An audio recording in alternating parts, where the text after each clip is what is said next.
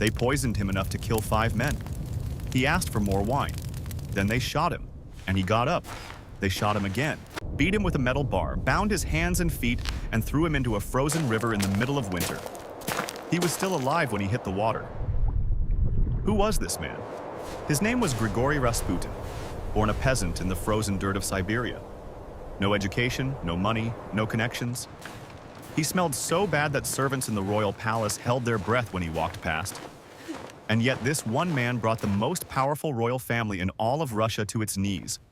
The Tsar consulted him. The Tsarina worshipped him. Prime ministers rose and fell at his word. The entire Russian aristocracy lived in fear of his name. This is his story. Yeah, but to understand how a Siberian peasant ended up whispering in the ear of an empress, we have to go back to where it all began. The village of Pokrovskoye had never produced anyone worth remembering, until him. Grigori Rasputin was born in 1869 in a tiny settlement buried deep in the Siberian wilderness. His father farmed the land, his mother worked alongside him, and together they were nobody, from nowhere. But Rasputin was different from the start. He claimed to have visions, illness, death, events before they happened. The villagers were unsettled. Some believed he was touched by God. Others whispered that something darker had found him first. As a teenager, he spent time at a monastery, not as a monk, but as a worker. And something changed in him there. A conviction took root, a belief that he had been chosen, even that his life was meant for something far beyond the frozen plains of Siberia. So he left. For years, he wandered across Russia as a holy pilgrim, moving from village to village, preaching, healing, gathering followers who swore he had changed their lives. He ate almost nothing, slept almost nowhere, covered thousands of miles in worn boots through some of the harshest terrain on earth. And everywhere he went, people were drawn to him. It was his eyes. Every single person who ever met Rasputin, friend or enemy, mentioned his eyes. Pale, penetrating, unsettling. The kind of eyes that made you feel completely exposed, as though he could see something in you that you had never shown anyone. He could barely read, but he spoke with a power that left entire rooms silent. By the time he arrived in St. Petersburg in 1903, dirty, ragged, Saul carrying nothing but his reputation, he had already become a legend across Russia. He was walking into the most powerful city in the empire, and nothing would ever be the same again. The most powerful family in the world had one weakness, and it was quietly destroying them from the inside. Tsar Nicholas II ruled the greatest empire on earth, stretching from Eastern Europe to the Pacific Ocean, with 300 million people living under his authority. But Nicholas was not built for power. He was quiet, indecisive, deeply uncomfortable with the weight of the throne. A man who would have preferred a simple country life far from its demands. His wife Alexandra was everything he was not. Fierce, devoted, immovable in her convictions. She had left her home in Germany to marry Nicholas and given herself entirely to Russia, to the Orthodox faith and to her family. Together they had 4 daughters. And then, finally, a son. Alexei, the heir to the Romanov throne. The boy the entire empire had been praying for. And from the moment he was born, he was dying. Alexei had hemophilia. His blood could not clot. A bruise became internal bleeding that could last for days. A small cut became a crisis. Every stumble, every fall, every ordinary moment of childhood that any other boy would shake off. For Alexei, it was a threat to his life. Alexandra watched her son suffer and was consumed by it. She brought in every doctor in Russia. She prayed without stopping. She begged God for an answer. Nothing worked. The boy screamed in pain. The doctors stood helpless and the empire waited, holding its breath, for an heir who might not survive to take the throne. And then someone mentioned a name.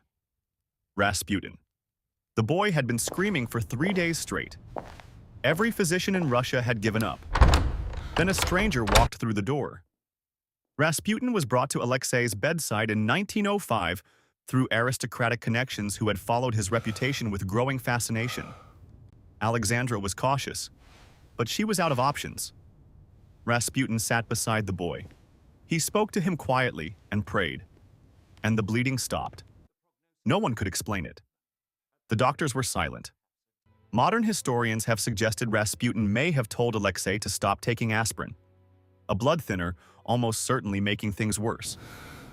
Others believe his calm, commanding presence reduced the boy's panic enough for natural clotting to begin. But Alexandra did not need an explanation, or she had begged God for years and heard nothing. And this man, this rough, strange wanderer from the Siberian wilderness, had walked in and done what no doctor could. Stopped the bleeding, with nothing but his voice. In that moment, Alexandra's mind was made up, completely and permanently. Rasputin had been sent by God to protect her son, her family, and Russia itself. Nothing anyone said would ever change that. And that unshakable belief in a man that almost everyone else in Russia was beginning to fear was about to change everything. Once you had the Tsarina's complete trust, you had Russia. And Rasputin understood that better than anyone. Overnight, he became the most sought-after man in St. Petersburg. Ministers, nobles, businessmen, military commanders, anyone who needed something from the Tsar knew the fastest path ran straight through a Siberian peasant's apartment. And Rasputin was not above using every inch of that access. He held court like an untitled king. A constant flood of petitioners and socialites and desperate mothers and ambitious politicians, all coming to see the man who whispered in the Tsarina's ear, all willing to pay, in one form or another, for his favor. Behind closed doors, Rasputin was living a completely different life. He drank without restraint. He pursued women relentlessly. Noble women, married women, women who came seeking spiritual guidance and left having found something else entirely. He presented himself as a holy man while behaving in ways that would have destroyed any ordinary man overnight. But Rasputin was not an ordinary man. Every scandal that reached the newspapers was dismissed by Alexandra before it could take root. Every minister who dared raise concerns was quietly removed. Every warning was treated as an attack on her family. The Tsar said nothing. He never could. And so Rasputin continued, growing bolder, more powerful, more dangerous with each passing month. Noble families who had served the Romanovs for generations watched in disbelief as a barely literate wanderer from Siberia accumulated influence that none of them could match or challenge. They watched. They whispered among themselves in the drawing rooms of St. Petersburg. And as Russia marched toward the most catastrophic war in its history, their patience reached its final limit. The most powerful men in the empire had been watching long enough. They had tried warnings. They had tried appeals to the Tsar. They had tried reason. None of it had worked. So they made a different kind of decision. Rasputin had to die. They had chosen the man who would do it, selected the night, and laid the plan.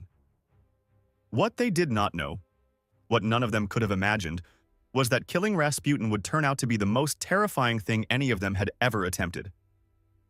In Part 2, the night they tried to kill the man who wouldn't die.